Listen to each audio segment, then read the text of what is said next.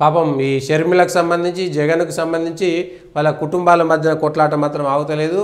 సాయిన విజయసాయిరెడ్డి గురించి చంద్రబాబు జగన్ ఏదో మాట్లాడితే వెంటనే దానికి సంబంధించి షర్మిల కూడా ఒక మాట మాట్లాడింది. షర్మిల కూడా సమాధానం చెప్పాల్సిన పరిస్థితి. క్యారెక్టర్ ఖాళీ, విలువలు సున్నా. జగన్పై సోదరి షర్మిల మండిపాటు. జగన్ ఫెయిల్ అవ్వడంలో షర్మిలకు సంబంధించినటువంటి పాత్ర కూడా అంత ఉంది.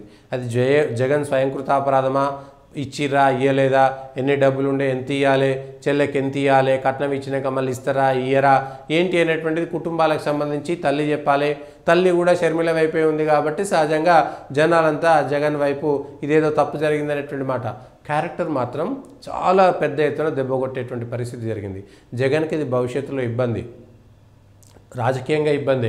ఇంకా కేసుకు సంబంధించి కూడా ఇవాళ చూస్తున్నాం కానీ 6 నెలలు కాలే, ఇంకో 6 నెలల తర్వాత కేంద్రం మీద ఒత్తిడి చేసి సిబిఐ తోటి మీద ఒత్తిడి చేసి ఖచ్చితంగా జగన్కు సంబంధించిన ఆస్తుల కేసులని మళ్ళా చంద్రబాబు నాయుడు తీసుకొస్తాడు. ఎట్టి పరిస్థితుల్లో తీసుకొస్తాడు. దాన్ని స్పీడప్ చేసేటువంటి ప్రయత్నం చేస్తారు. సహజంగా 10-12 నెలల నుంచి పెండింగ్లో ఉంది కాబట్టి కోర్టులు కూడా అదే చెప్తాయి. మళ్ళా జగన్ మళ్ళా కొద్దిసార్లైనా జైలు పోవాల్సినటువంటి పరిస్థితి ఖచ్చితంగా వస్తుంది. ఇవాళ చెప్తున్నా రాసుకోండి, చంద్రబాబు నాయుడు దానికోసం ఎంత దూరమైనా పోతాడు.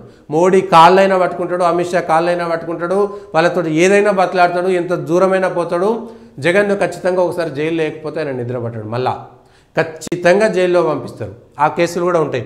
దానికి తోడు ఈ క్రెడిబిలిటీ, సాయిరెడ్డి రాజీనామా, నమ్మకమైనటువంటి వాళ్ళు రాజీనామా, వాళ్ళతో పాటు కేసులో ఉండేటువంటి వాళ్ళు రాజీనామా, సొంత చెల్లె తల్లి కూడా వ్యతిరేకంగా మాట్లాడము, ఇవన్నీ కూడా జగన్కి ఇబ్బంది. వీటిని కూర్చొని సెటిల్ చేసుకోకపోతే రాజకీయ పార్టీ నడిపేటువంటి వ్యక్తి సహజంగా ఇబ్బంది పడాల్సి వస్తుంది. దీన్ని అదునుగా అవకాశంగా వాడుకోవడానికి మిగిలినటువంటి వాళ్ళు కూడా ప్రయత్నం చేస్తారు. రాజకీయం ఎప్పుడు ఒకేలాగా ఉండదు.